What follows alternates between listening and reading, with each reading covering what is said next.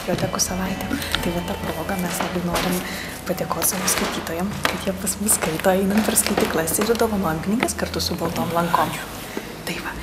Nu, iš esmės kiekvieną dieną. Tik vieną dieną? Kiekvieną dieną, tik nuo 9 iki 5. Nu, būna išimčių, bet jo, beveik kiekvieną. Na ir po kol kas tarsi aš šiandien gal ne viską randu, tai ko man reikia.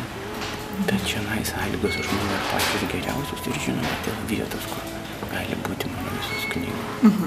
Jūs doktorantas esate, ar ne? O ką studijuojate? Istorija. Nu, aš nežinaučiau, kaip kažkada labai gerai pasakė.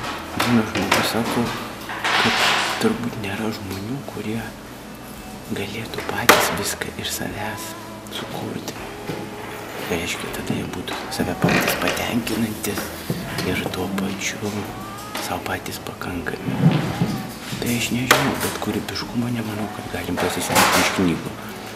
Turbūt reikia viską derinti savo paties refleksijas pasaulio, tai ką matai kiekvieną dieną ir turbūt pasisemti, tai ką pats negali suvokti iš knygų. Kokią knygą rekomenduotumėt paskaityti savo draugui? Bet kokią? O, ne, dabar žinau, kad man labai būtų sunku. Nežinau, gal dabar buvo labiausiai mintise. Man atrodo, jinai lietuviškai yra išversta, aš vokiškai dabar ją skaičiau. Tai Martino Buberio Aš ir tu. Eidės MKIC. Toks junginys.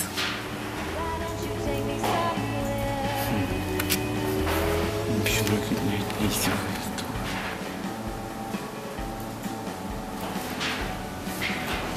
MKIC.